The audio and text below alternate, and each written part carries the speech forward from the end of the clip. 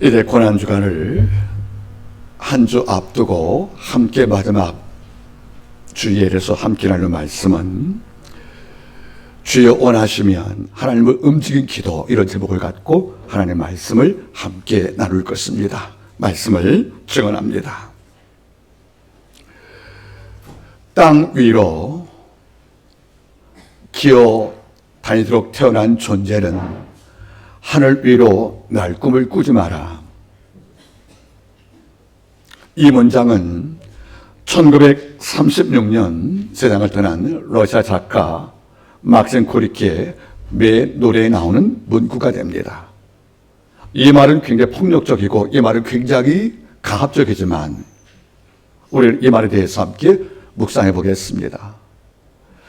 땅 위로 기어 다니기로 태어난 존재는 하늘 위로 날 꿈을 꾸지 마라. 이건 정치적인 배경을 갖고 나오는 말인데 그 매 노래 내용을 보면 이런 내용이 담겨 있습니다. 어느 날 한 독수리가 하늘을 날다가 대적을 만난 거예요. 그래서 무섭게 창고에서 다른 독수리와 싸우다가 큰 상처를 입고 땅에 추락을 했습니다. 떨어진 곳이 풀밭이었는데 독수리가 추락하면서 떨어진 그 현장에 풀뱀이 살고 있었어요. 상처를 입고 떨어진 독수리가 이제 호흡이 가빠하면서 죽어갈 때에 풀뱀은 독수리를 처음 봤거든요. 그래서 물어봤습니다. 네가 살던 하늘이 어떤 곳이냐 물어보니까 그는 이렇게 말하지요. 영광스럽고 자유와 행복이 있는 곳이라고. 그러면 좋은 곳이네? 좋은 곳이야. 그럴 때 풀뱀 말하는 거지요. 그러면 네가 땅에 떨어졌으니까 이제 하늘 못 가겠네? 이 말에 자극받은 독수리가 밖을 바라보니까 절벽이 있는 거예요. 그래서 마지막으로 한번 날고 싶었습니다. 그리고 상처받은 발을 끌고 날다가 절벽에 추하고 죽게 되지요. 이거 받은 풀뱀이 이렇게 말하는 거예요. 나는 저렇게 날다가 죽느니 평생 기어다닐 거야. 여러분, 여기서 막심 고리키가 뭘 말하는 거예요? 사실 막심 고리키는 스탈린과 레닌이 가장 좋아했던 작가입니다. 정치 발언이었어요. 못 사는 민중들과 가난한 자를 그냥 이렇게 살아. 뭘 하늘 날려고 그래. 너는 애초부터 귀족 아니니까, 부호가 아니니까 넌 가난하잖아? 이러니까 굳이 권력을 탐하지 말고 부를 탐하지 말고 태어난 대로 그냥 뱀이니까 늘 기어다녀. 왜 하늘 날려고 그래? 저 풀뱀 봐라. 그가 늘 기어다니니까 추락할 염려가 없잖아. 얼마나 행복해. 이렇게 해서 백성을 수행했다는 겁니다. 여러분 어떻습니까? 말은 뭐 있게 될지 몰라도 이 말은 폭력이란 말이에요. 여러분들, 하늘 날기로 태어난 자가 있으니까 그런 나는 것이고 땅 아래에 기는 자가 있으니까 그는 그렇게 살라. 이것은 우리의 삶과 맞지 않다는 것입니다. 우리는 가끔 살다 보면 한계를 느껴요. 나는 태어날 때부터 가족이 어려웠어요. 그리고 모든 가문 조건이 남녀가 비교할 때 정말 현재 열악해서 내가 어떻게 하늘 정상에 올라갈까, 남만한 부와 권력을 가질까, 이런 꿈도 못 꿀 만큼 남들 말하지요. 그냥 기어다녀. 뭘 날려고 그래. 이렇게 우리의 꿈과 희망을 그리 차압하지만 저는 가끔 말합니다. 땅을 기어 다니도록 창조가 되었다고 하늘 향해 볼 꿈일 잘까지 상실받는 것은 아니지 않습니까? 많은 사람들은 이걸 이해하지 못하는 거예요. 나는 그냥 기어 다닐래. 그러면 추락할 위험이 없어. 나는 땅에 떨어지지 않을 거야. 나는 매일 그냥 기어 다닐래. 이렇게 해서 자기 삶에 대해서 한정을 짓고 이렇게 규정하고 더 나가서 꿈을 꾸지 않고 이 한계를 깰 용기가 없는 이런 삶이 있다면 이보다 큰 불행이 어디 있겠습니까? 오늘 이 부분을 중시해서 주의 말씀을 함께 나누길 바라는 것입니다. 삶이라는 것은 시인 다윗이 말했습니다. 내가 적군을 향해 담을 뛰어넘겠다고요. 신앙은 담을 뛰어넘는 하나님의 의지와 믿음이 함께 동반되는 것입니다. 앞에 담 있다요 돌아가는 것이 아니라 담이 있으니까 우리는 그 자리에 멈춰서 난망하는 것이 아니라 산이 있으니까 산 바라보고 돌아가는 것이 아니라 이 산을 명하여 바다에 옮겨 선포하는 이런 의지와 믿음이 함께 수반된 것이 바로 믿음의 과정이 되는 것이 아니겠냐, 그런 말이에요. 오늘 한 문둥병자를 만납니다. 이 문둥병자는 한계를 깼던, 그 당시에 금기를 파괴했던, 그 당시에 해서는 안 될 일을 했던 적당히 삶했다는 것입니다. 바꿔 말하면 나는 문득병자니까 레위기 13장 4가지 엄한 금기가 있잖아요. 문득병자에게 일별명한 4가지 금기가 어떤 것입니까? 처음에는 머리를 풀고, 두 번째는 옷을 찢고, 왜? 상처를 보이라는 것이거든요. 환부를. 세 번째는 윗입술을 가리우고, 누가 내게 올 때 뭐라고 외치는 것입니까? 부정하다, 부정하다 외쳐서 접촉을 사는 방지시키는 것이고, 마지막은 마을서 불이가 되어서 동굴에서 살았단 말이에요. 그러면 문득병자에 태어난 운명은 어떤 것입니까? 나는 사람과의 접촉이 안 되는 거야. 난 동굴에서 살다가 농사 못 지니까 양식은 누가 주는 겁니까? 길 간 나그네가 떡 던지면 이걸 먹고 사는 거예요. 겨울 되면 왕님이 없거든요. 그러면 동굴 내에서 다 아사하는 거 아니겠습니까? 병도 치유가 안 되는 것이고 양식을 공급받을 이런 노동력이 없기 때문에 어쩌면 문득병자가, 나 환자가 자기 인생을 정의한다면 땅을 기는 존재란 말이에요. 내가 어떻게 병이나 어떻게 가정을 꾸려? 나 같은 문득병 환자가 어떻게 성전을 갈 수 있겠어? 나같이 악취충의 인간이 무슨 사랑과 우정을 나눌 수 있겠어? 난 동굴이 내 가정이고 나는 환자끼리 모여서 서로 악한 냄새 맡고 사는 이것이 내 문화야. 이렇게 자기를 한정될 수 있다는 것입니다. 즉 땅을 기른 뱀처럼 결코 난 하늘날 꿈을 꾸지 않을 거야 하는 희망을 잡당한 이런 인생을 사는 것이 마땅할진데, 오늘 말씀 바라볼 때 이 종이 주님을 찾아왔다는 것입니다. 한계를 깼고 말씀의 금기를 파괴했고 자기의 한계에 대해서 투쟁을 해서 이걸 극복하고자 애썼던 이 과정을 바라볼 때 막신 고리끼가 백성을 악하게 시인을 했던 말들, 태초부터 땅을 기도록 태어난 존재는 하늘을 꿈꾸지 말라, 이런 악한 논리를 파괴했던 그 중심에 이 나환자가 있다는 사실을 우리가 알고 이 말씀 묵상을 하면 우리 마음속에 큰 감동이 될 것입니다. 지금 여러분께서는 어떤 한계에 갇혀 있습니까? 도저히 날 수 없다고 생각하는 뱀처럼 난 이렇게 살다 죽을 거야. 내 운명은 이미 결정되어서 내 삶의 꿈이라는 거, 희망이라는 거, 더 나가서 더 나은 미래가 있다고 생각할 수 없는 그런 마음이 있다면 오늘 말씀을 통하여 이름 없는 이 나환자가 자기 인생을 어떻게 처리했는지 이 관련된 말씀을 함께 듣기를 바라겠습니다. 오늘 말씀 알아보시면은 12절 말씀에 이렇게 시작이 됩니다. 예수께서 한 동네에 계실 때예요. 여러분, 산에 있는 것이 아니고 한 마을에 있다는 거죠. 그럼 이 마을에는 누가 산다는 것입니까?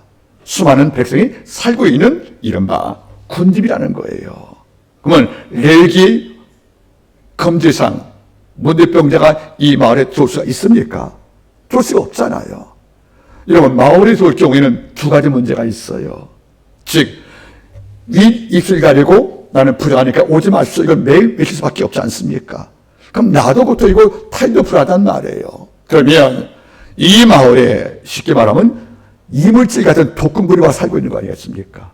그럼 모두가 위험하단 말이에요. 특히 자식을 키우는 부모 입장 바라볼 때 그 문득병 위험을 모르지 않습니까?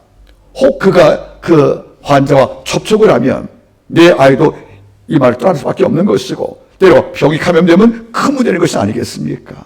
이런 까닭에 이분은 마을에 들어서는 안 된다는 것입니다. 또 한 가지는 하나님 말씀을 레위기 13장에서 금지했잖아요. 여러분 살아보시겠습니까?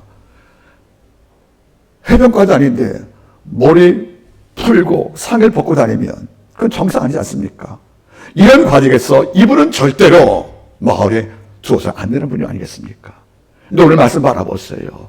예수께서 한 동네에 계실 때 한 문득병자가 예수를 보고 그 앞에 엎드려 구하여 가로되 이렇게 나온단 말이에요.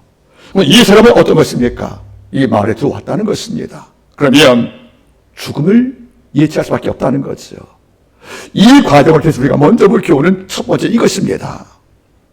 누가는 의사였습니다. 그래서 오늘 본문을 기록할 때 온몸에 문득병이 난 이렇게 말하고 있다는 거죠. 이 말의 헬라 원문은 정말 직설적입니다. 온몸에 의한 말을 쓸 때 플레레스라는 말을 썼어요. 그리고 레브리스라는 문득병이라는 말을 썼잖아요. 그러니까 문제가 이렇게 된 겁니다. 플레레스 레프리스.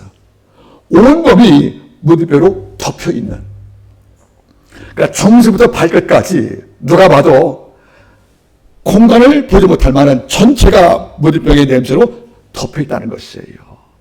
살가루 전부가 지금 썩고 냄새가 나고 염증과 고름을 통해서 온몸이 지금 망가진 현실을 의사 누가는 정확히 기록하겠다는 거예요. 그러면 온몸을 무드뼈로 덮었던 이 환자라면 우리는 세 가지를 상상할 수 있잖아요. 첫째는 이 병이 위중하구나. 하나의 부분이 아니라 온몸이라면 전체 몸이 무드병으로 통치받고 있다면 이 병은 가벼운 병이 아니라 중증이라는 것이에요. 바꿔 말해 여러분들, 이 병은 위험하다는 겁니다. 이건 다리가 말하면 죽음이 얼마 남지 않은 인생이라는 것을 이 말씀에서 우리가 암시를 받는 거예요. 두 번째는 어떤 것을 암시받습니까? 온몸이 무드병 되었으니까 이 병이 오래되었다는 거잖아요. 오랜 세월 동안에 무드병이 번지고 온몸을 덮을 때까지 그런 치료에 수고를 다했지만은 효과가 없다는 것이 아니겠습니까? 이거는 난치병이라 불치병이라는 것입니다. 그러면 오래 아팠다. 이 병은 정말 깊이가 심할 만큼 위험한 병이었다. 세 번째가 뭘 느꼈습니까? 그가 느꼈을 상처와 절망과 고통과 두려움이 얼마나 컸겠냐는 것이에요. 이 짧은 문장 온몸이란 말에서, 무릎이란 말에서 누가는 우리에게 세 가지를 암시하고 있습니다. 이 병은 극히 위중합니다. 적어도 이 땅에서 치없다는 거예요. 그리고 이 병은 죽음을 앞두고 있다는 것입니다. 오래 앓았기 때문에 그는 심신이 지쳐 있다는 것이고요. 더 나아가서 그는 죽음을 앞뒀기 때문에 치유불가한 병을 앓고 있기 때문에 이 사람은 아침에 해가 떠도 새날이 온 것이 아니란 말이에요. 희망을 찾았다가, 그리고 여러분들 희망이 사친, 그리고 내가 병이 나서 가족이 되고 가족을 만들고 더 나아가서 이스라엘 유대 공동체 이런 데는 사실은 전혀 꿈꿀 수 없을 만큼 마음속에 절망과 어둠이 눌려 있다는 것입니다. 이것이 한계였어요. 위중하다, 오래 아팠다, 절망이다. 이걸 뛰어넘지 못하면 그런 무드뼈로 죽을 수밖에 없다는 거 아니겠습니까? 여러분, 우리가 현실을 바라볼 때 이럴 때가 있는 거예요. 크게는 1년을 바라보고 좁게는 한 달을 보고 더 좁게는 일주일을 봐도 일주일 내내 우리의 영의 승리와 기쁨과 절망과 우울함이 교차가 되거든요. 하루 안에서도 우리는 나의 한계가 있는 거예요. 내 인생이 열릴까? 정말 장폴 사스의 말대로 출구 없는 인생을 내가 살 것이 아닌가? 나는 다툼물에 갇혀있는 것이 아닌가? 나는 미래가 없는 현실에 살다가 몸부림을 치다가 이 땅에 사실은 이거 거품이 아닐 것인가? 이런 마음이 좀 더 온다는 거 아니겠습니까? 우리 마음속에. 이게 하루에도 수없이 교차한단 말이에요.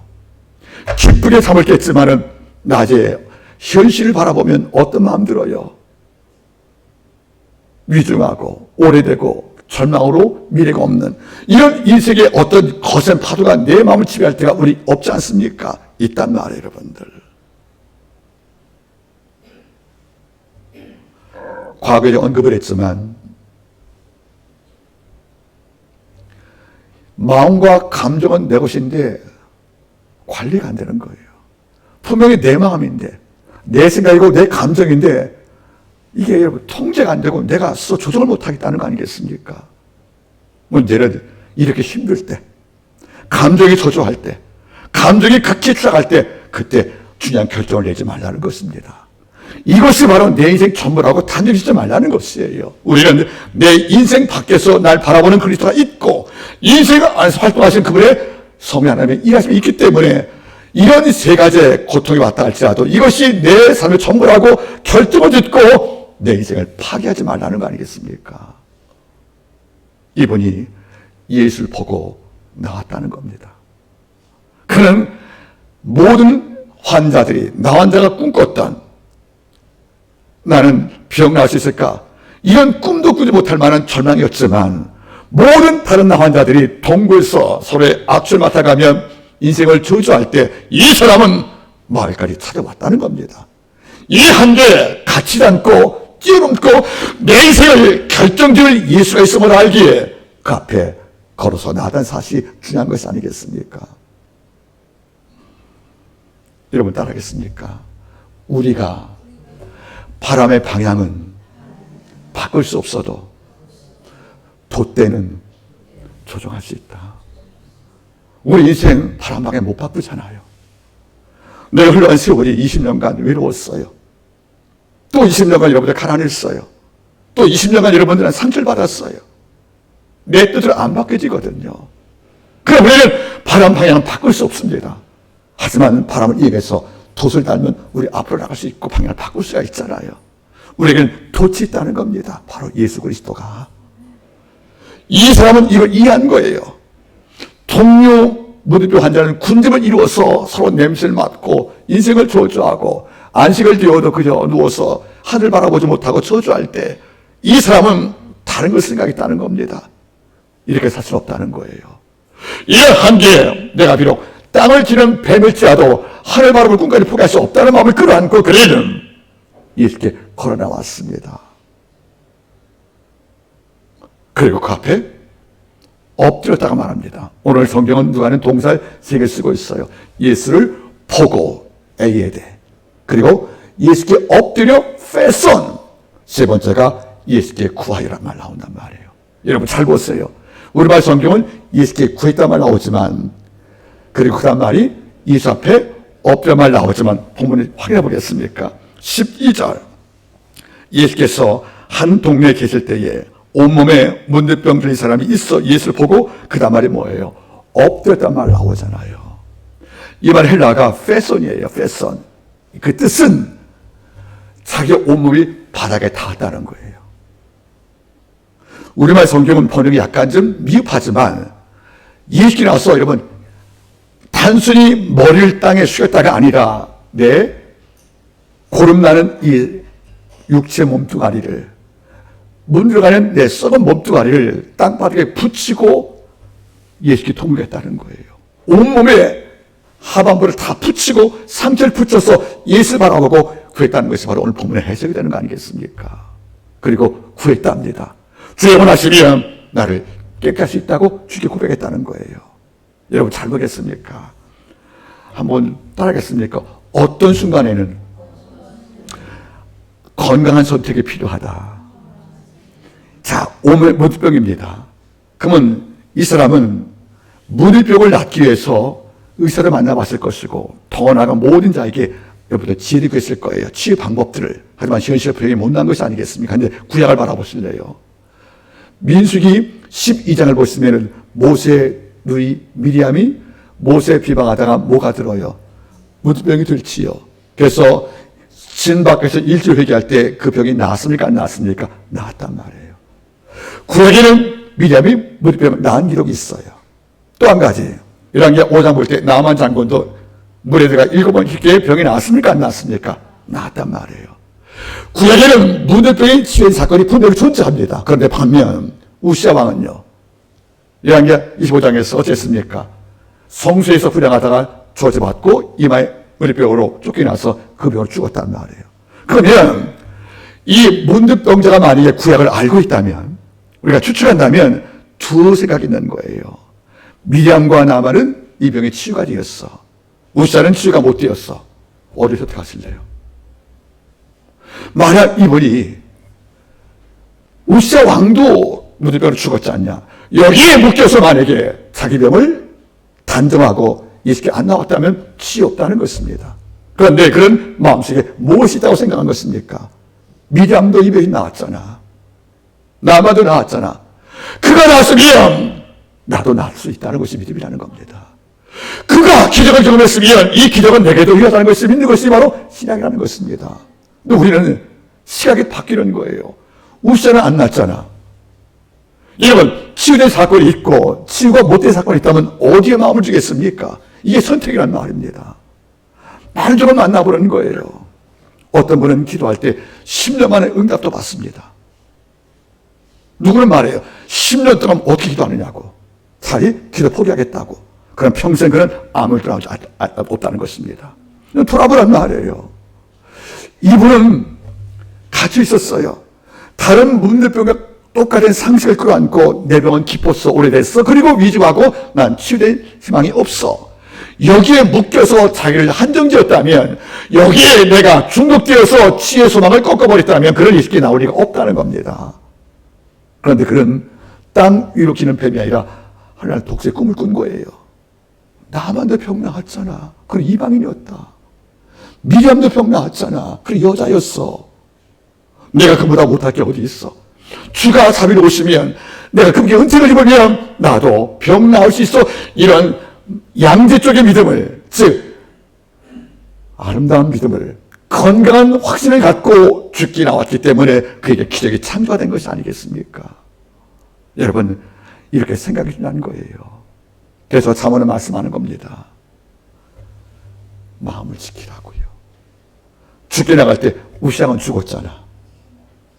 우시장은 왕인데 죽었잖아. 너는 평민아니자. 이런 속삭임에 리스펙에 내가 속으면 죽게 나올 수가 없다는 거 아니겠습니까? 전 지금도 그래요. 두 아이 키우면서 전 다른 거 부탁하지 않습니다. 기도하면서 일하라. 그 당장은 너에게 현실적으로 피부에 닿는 도움이 못 될지 몰라도 누군가 널 위해 기도하고, 네가 기도할 때 아빠를 바라봐라. 아빠는 기도하고 살아왔다.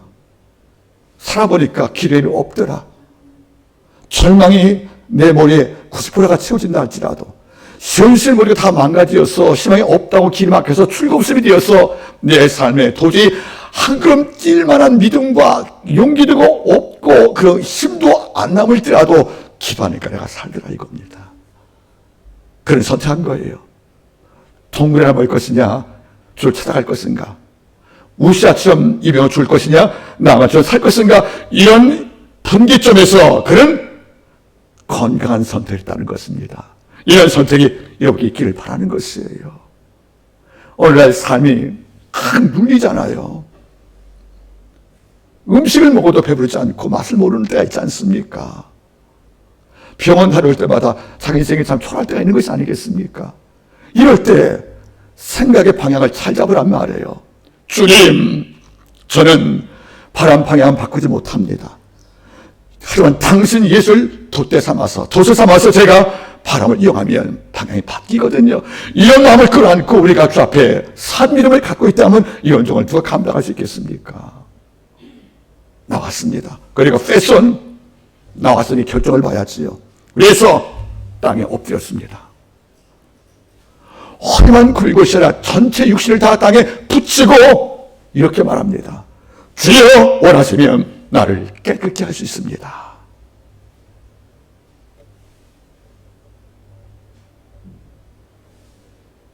여러분 잘 보세요. 이 말씀을 제가 과거 한번 증거했습니다. 온몸이니까 병이 오래가 됐고 병 위중하고 치유가 시급한 이 시장에서 이 사람이 예를 다 갖추는 거 보세요. 달려와서 아무 서두 없이 그저 외치면서 내 병 치유달라고 간구하는 것이 아니라 그는 그 앞에서 엎드리고, 그리고 하는 말이 뭡니까?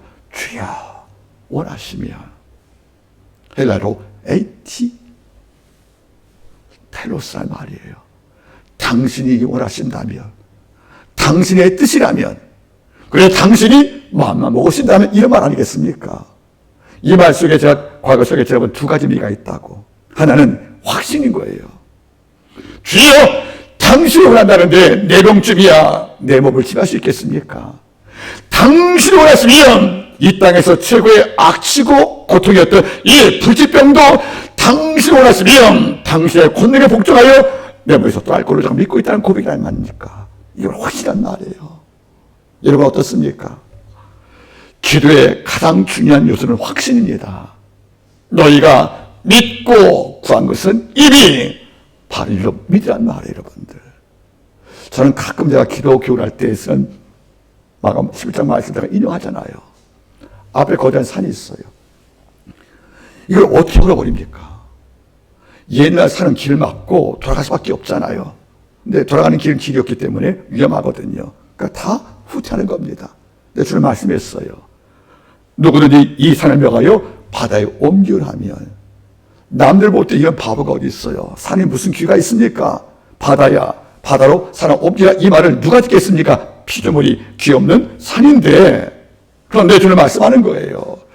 이 산을 향하여 이 바다에 옮기라고, 이 말이 이룰 줄 믿고 그 마음에 의심하지 않으면 그대로 된다는 말씀을 주었단 말이에요. 산을 바라볼 때 바다에 옮기라고 명령하는 것이 바로 기도입니다. 우리는 명령만 하는 거예요. 옮기면 누구의 몫입니까? 창조주 하나님의 몫이란 말이에요. 오늘 바라보세요, 여러분들. 주여, 당신이 원하신다는데 이 땅에 당신의 뜻을 거스리어 육체병이 머물겠습니까? 당신의 폭풍도 홍해도, 그리고 이 땅에 빈들의 양식을 창조한 그 있게 마시는 창조 하나님이시 명하실 것인데 이 땅 어떤 피조물이 당신 명령을 거부하겠습니까? 올해 내 몸을 갉아왔던 이 문득병도 지금은 내 몸에서 왕같이 군림하여 내게 사망을 채촉하지만 당신이 원하시며 명령한다면 그 내 몸의 문득병도 결코 견디지 못하고 추방날 것이라는 고백이 담겨 있다는 거예요. 저는 똑같은 위기 속에서 그의 첫 마디가 중요하다고 봅니다. 끝났어가 아니라 시작이다. 여러분, 영어 발음으로 end란 말이 두 개가 있잖아요. 그렇죠? 이 end는 뭐죠? the end는 영화 끝을 말하는 거죠. 근데 end는 뭡니까? end는 그리고란 말이에요. 어려움 당할 때 end, end 끝났다고 말하면 끝난 겁니다. 근데 end 그리고 이제부터 시작이라 말하면 시작이 된다는 뜻 아니겠습니까? 위에 end가 end입니까? end입니까? 여러분, 오늘 말씀 바라보세요.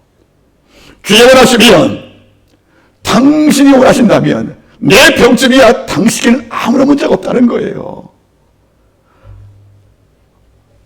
예언자 이사야 고백이 나옵니다. 이 땅에 무기를 들고 굴마는 열방의 왕들도 아버지 앞에는 한 방울 물이요 태산의 먼지와 같다고 고백하잖아요. 이때 구락이 군마를 이끌고 수십만 대군이 곧 지나갈 때 누가 걷겠습니까 하고 우리는 두려울지 몰라도 예언자를 말하는 거예요. 열국의 열왕과 열국의 군대도 여호와 앞에서는 바다의 물방울이고 태산의 먼지와 같다는 겁니다. 이 땅 어떤 피조물도 창조주의 명령 앞에 거부할 힘이 없다는 겁니다. 당신이 원하시면 저는 분명히 깨끗함을 받습니다는 확신으로 여기는 것이 아니겠습니까? 요한복음 11장은 베다니 마을에서 예수님의 친구였던 나사로가 죽은 사건이 나오고 부활 사건이 등장합니다. 오빠가 기묘로 사망 직전 맞이하니까 마르다 마리아 두 자매가 예수께 사람을 보내어서 부탁을 해요. 그 거리가 바로 80km 밖에 있는 겁니다. 주님께 부탁합니다. 오빠가 위중하니까 와서 치유해달라고. 근데 주님은 며칠 더 머무른 거예요. 이틀 멀어서 마치 죽기를 기다린 양 지체하신 거예요. 그리고 나라가 죽었습니다. 그 장사님 나흘 만에 주가 찾아오신 거예요. 그때 예수가 온다 말 듣고 나서 언니 마리아가 먼저 마르다가 뛰어나갑니다. 예수를 만날 때 첫 마디가 뭔지 아십니까? 예수님이 여기 있었으면 우리 오빠가 안 죽었다고 원망을 한 거예요. 여기서 끝났으면 이것은 결코 좋은 믿음이 아니었을 것입니다. 그 다음 말이 뭔지 아세요, 여러분들? 바로 그러나 나는 이제라도 오빠가 죽었지만 그러나 나는 이제라도 주께서 하나님께 구하는 것을 하나님이 이룰 줄로 믿고 있나이다. 따라하세요. 이제라도. 이게 믿음인 거란 말이에요. 오빠는 죽었지만 이라도, 그러나 이제라도 주께서 하나님께 구하면 하나님이 일하지 않겠습니까? 고백이 남겨주었다는 것이 아니겠습니까? 여러분 어떻습니까? 믿음이 힘들 때, 마음이 곤고할 때 사람 잘 만나야 돼요. 절망을 더 부채질할 믿음을 잘 만나면 죽어서 오는 겁니다. 정말 믿음이 없으면 영이 맑은 자 만나서 영적 조우를 받는 거예요. 정말 마음이 곤고할 때 사람 잘 만나서 그를 만나서 할 때 춤추고 올 수 있는 이런 자를 만나는 것이 내가 사는 것이 아니겠습니까? 근데 우리는 내가 어려움 당할 때 나보다 못난 믿음 만나서 더 상처받고 오는 거예요.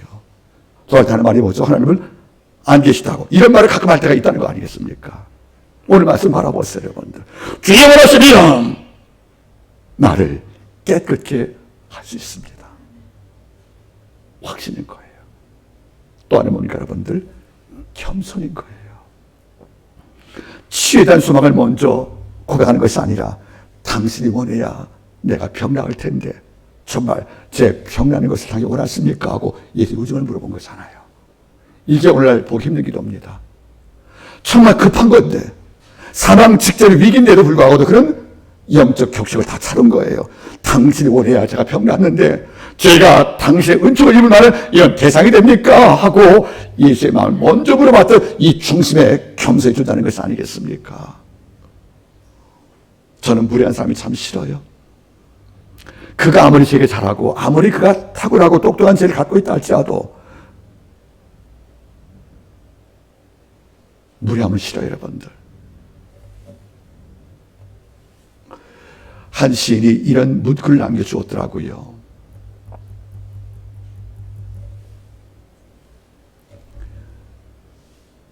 진짜 사람은, 진짜 멋 있는 사람은 하나의 행동으로 확인할 수 있다는 거예요. 알겠습니까? 진짜 멋 있는 사람의 증거는 약자에 대한 태도에서 발견된다. 약자를 어떻게 대하는가? 약자, 없는 자, 가난한 자, 못 배운 사람들, 이런 자를 대하는 태도에서 우리의 귀족성인가 증명될 수밖에 없다는 것이에요. 어떤 분은 나하고 동정하면 꺾으려고 그래요. 남보다 좀 못하면, 자기보다 못하면 밟으려고 그래요. 나보다 좀 남은 여러분들 아첨을 합니다. 이건 제가 말했죠. 아첨은 위조지폐라고요. 아첨 듣고 좋아할 필요가 없다는 거예요, 여러분. 그러니까 보세요.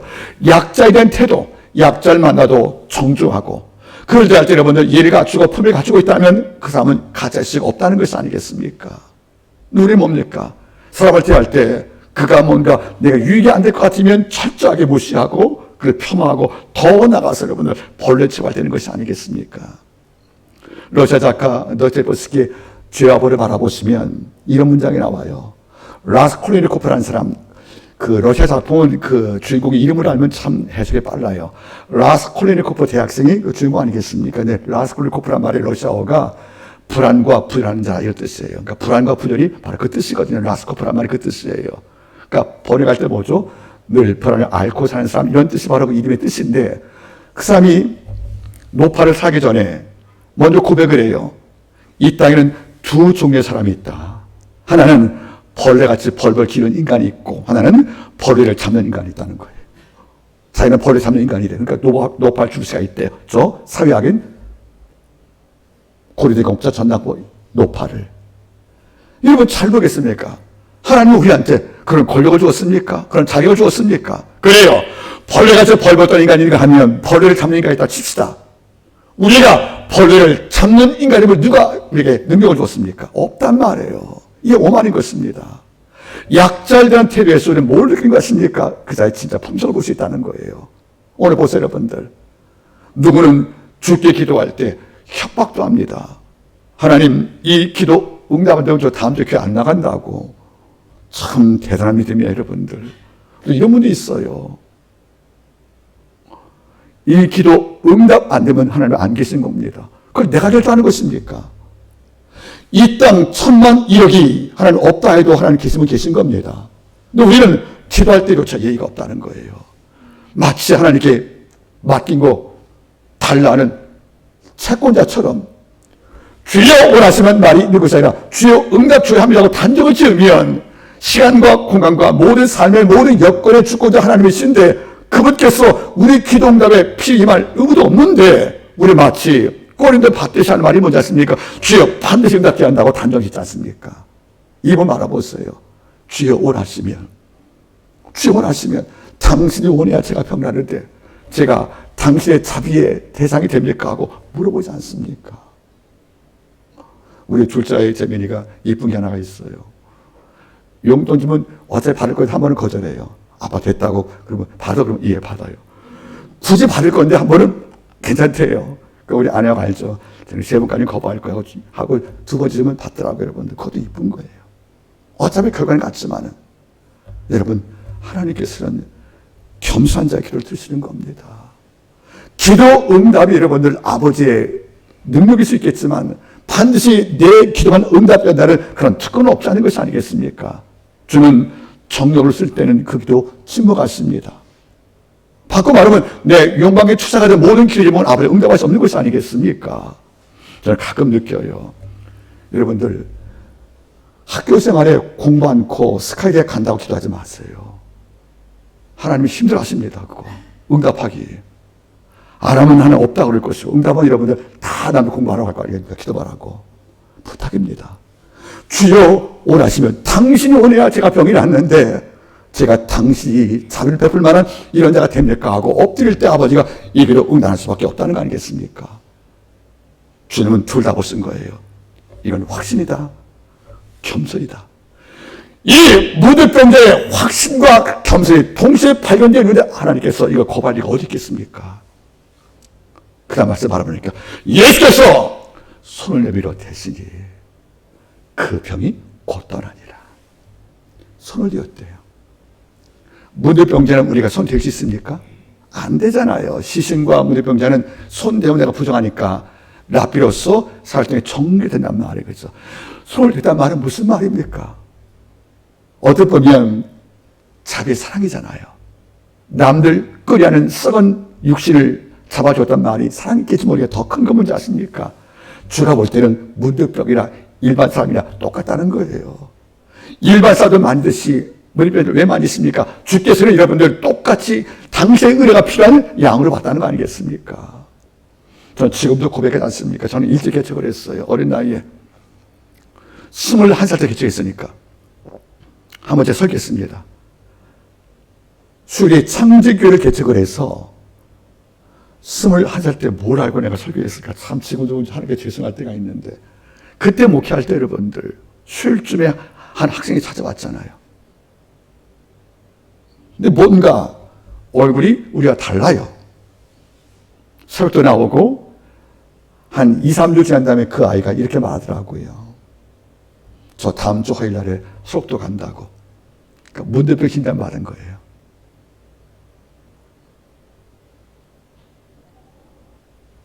그 순간 기도해달라는데 제 손이 그 머리 안 가는 거예요. 무서워서 어린 나이에. 모를 때는 기도해줬는데 문대병이란 말 듣고 나니까 그 손을 만진다는 것이 이게 부담스러운 건데 그 아이가 밥 좀 같이 먹재요. 김치찌개 먹었다. 걔가 담은 김치찌개 거기에 내 수저 못 담겠더라고요. 그게 어렵더라고요, 여러분들. 이게 우리 상식이란 말이에요.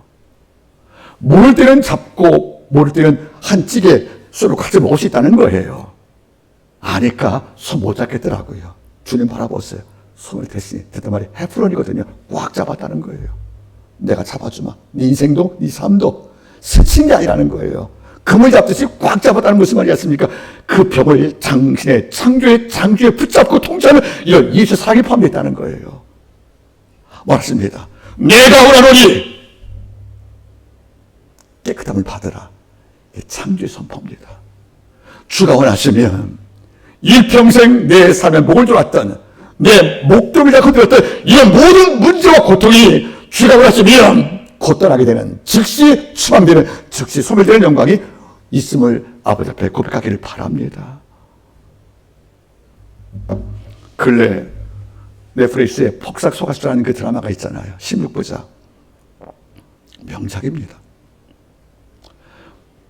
폭삭 속았다는 말 뜻은 이중의미가 있어요. 제주 방언으로 많이 고생했어 이런 말이기도 하고 작품에 나오는 그 여주인공의 시집 이름이기도 하겠지만 거기 이런 대사가 나오더라고요. 여러분들. 제가 어저께 아내가 밥 먹을 때 하는 말이에요. 딸 금영애가 에란이가 엄마한테 말해요. 모든 걸 엄마가 다 아니까 이렇게 물어봐요. 엄마는 뒤통수에도 눈이 달렸어? 이렇게 물어본 장면이 나오거든요. 근데 엄마가 이렇게 말해요. 그 이만희란 씨가. 따라하겠습니까? 엄마는 뒤통수에 눈이 달렸어. 그래야 엄마 노릇한다. 엄마 노릇하는 것이 뭐예요? 뒤통수에 눈이 달릴 때 엄마로 할 수 있다는 거예요. 그들이 말하지 않는 것도 이해할 수 있고 모든 걸 볼 수 있는. 저는 그 문장이 마음에 확 닿는 거예요. 엄마는 뒤통수에 눈이 달렸어. 어떻게 다 알아? 엄마는 뒤통수에 눈이 달렸어. 그래 엄마 노릇할 수 있어. 그런 말이 또 마음이 아파요. 참 이상한 것은 부모는 일평생 자식한테 미안함 때문에 사무치고 자식은 일평생 부모한테 선함을 사무친다고. 부모는 늘 자식한테 미안함을 사무친 거예요. 못해줘서. 그런데 자식은 평생 부모한테 선함을 사무치고 산다는 거 아니겠습니까? 그 끝에 여러분들 그 아이가 아버지의 마음을 알아요. 그때 딸이 이런 고백하잖아요. 바다는 모든 것을 다 내어준다. 내 아버지 내게 바다였다. 그 마음이 이렇게 마음이 아플 때가 있는 거예요, 여러분들. 오늘 말씀 알아보실래요? 남들 거리하는 그 고른 그 살갗을 냄새가 진동하고 악취가 여러분이 이 땅을 지배하는 이 썩은 몸뚱아리를 예수가 꽉 잡으시고 그래 가지마 내가 널 잡아줄게 그래 나만 잡아줄게 이러면서 창조의 능력으로 병든 육체의 말을 외칩니다. 내가 원하노니 깨끗함을 받으라. 그러니 모든 피조물이 복종하여 이해하고 따라갈 때 환자가 치유됐다는 겁니다. 지금도 가능하다는 거예요. 이 사건은 지금도 현재형이라는 겁니다. 여러분 가정이 지금도 불행하십니까? 평생 이 불행 가는 게 아니란 말이에요. 여러분께서 끊으란 말입니다. 결혼생활 10년, 20년 동안에 늘 어렵게 싸웠습니까? 그걸 인정합시다. 하지만 지금부터 끊자는 거예요. 주님, 내 가정 만져달라고. 썩은 내 가정을, 냄새 내 가정을, 그리고 병든 내 가정을 주님 붙잡아서 이제 내가 더 이상 문제병자가 아닌 산삼이 되겠다고. 그 고백을 오늘 바로 우리가 끊을 필요가 있는 것이 아니겠습니까? 마지막 네 번째 교훈이 있습니다. 이 한 문제병자의 결단이 다른 자에게 엔젤 아우라가 되어서 역사했다는 거예요. 자, 문제병자가 이렇게 나왔어요. 이거 법으로 허용이 됩니까? 안 됐죠. 이거 깼지만 주님께서 돌을 맞았습니까? 병 났잖아요, 여러분들. 이게 누가복음 5장 사건이에요. 네, 17장에 가면 이제 몇 명이 주님을 찾아옵니까? 10명이 찾아오잖아요. 10명 나환자. 여러분 5장에서 이름 없는 이 나환자가 금기를 깨고 율법을 넘어서서 주를 찾아서 병 나은 사건이 기록이 되지 않겠습니까? 이걸 듣고 먼 시간 지난 다음에 17장에서 이제 몇 명이 찾아와 주님을 10명이 찾아온단 말이에요. 다 낫고 한 명만 돌아왔지만 그러면 10명이 예수께 나올 때는 용기가 어디서 왔을까? 그래, 바로 걔가 하면 나왔었잖아. 그 사람의 결단과 헌신과 그 용기가 나머지 10명한테 예수께 나올 희망을 줬던 것이고 그들의 병난을 단초를 정한 것이 아니겠냐, 그런 말이 이렇게 아름다운 거란 말이에요. 여러분 잘 보셔야 합니다. 복음서에는 예수께 향유분들 기록이 4번 나와요. 마태복음 26장 나오기도 하고 쭉 나오는데 여러분들 요한복음 10장 나오고 마가복음 나오는데 요한복음 10장도 나오고 여러분들. 그런데 4개의 기름 사건이 같은 사건이 아니고 하나는 다른 사건이에요. 요한복음 10장 사건은 죄 있는 여자가 마리아 시몬 집에 향을 붓잖아요, 여러분들. 그래서 나머지 사건은 같은 사건이에요. 그러면 향유 부은 사건이 모두 2번 있었다는 거예요. 그렇죠? 하나는 마리아, 즉 나사로의 동생 마리아고 하나는 죄에 이랬던 마리아, 즉 막달라 마리아 볼 수밖에 없다는 거예요. 근데 시간 볼 때는 너무 7장이 먼저거든요. 막달라 마리아가. 그러면 막달라 마리아가 향을 예수 보던 그 한 번 있은 다음에 여기에 감동받은 나사로의 여동생 마리아가 이렇게 향을 본 거 아니겠습니까? 그만큼 내가 먼저 믿음의 손을 보기 위한 모든 자가 이걸 따른단 말이에요, 여러분들. 그래서 죽을 무릅쓰고 나왔던 누가복음 5장에 나온 자 때문에 17장에서 10명이 죽게 나오시던 그런 기회를, 희망을 준 것처럼 향을 먼저 보았던 막달라 마리아가 나사로의 여동생 마리아에게 향을 부는 동배를 표한 것처럼 하나님께도 이런 문화가 됐으면 좋겠다는 거 아니겠습니까? 교회가 기도가 없다고 원망할 때 내가 먼저 기도 시작을 하면 이걸 보고 그 다음에 마리아가 또 향을 붓는 것이 아니겠습니까? 바로 이거라는 겁니다. 이 사람은 자기만 상대가 제 친구 10명 낳은 자를 동시에 살았다는 겁니다. 이게 은혜 아니겠습니까? 여러분, 살연자가 되란 말이에요. 내가 살고 나만 산 것이 아니고 날 보고 내 친구 10명도 주를 찾아서 똑같이 병을 낳았구나. 나올 용기를 누가 준 것입니까? 이분이 줬다는 거잖아요. 이런 감동이 여기 있다는 거예요. 전 여러분들이 뭔가 선도하는, 아름다움을 먼저 보여주시는 이런 자리에 앉기를 바라는 것입니다. 말씀을 제가 맺기를 원합니다. 다시 한번 따르겠습니까? 우리는 바람의 방향을 바꿀 수는 없어도 도투 조종하여 바람 사람을 만들 수 있다. 이게 바로 우리 믿음인 거란 말이에요.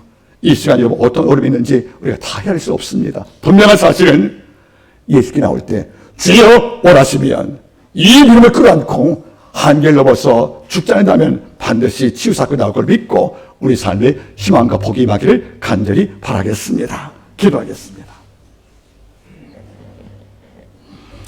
출구 없었던 바로 한 나환자, 희망에 사쳐던 이 나환자가 그 한계에서 땅을 기는 뱀이 아니고 하늘나라를 꿈을 꿔서 예수께 달려왔을 경우에 율법도 어기고 관례를 어겼지만 그가 마음속에 그 믿음을 끌어안고 주께 갔을 경우에 치유하는 사건을 기억을 합니다.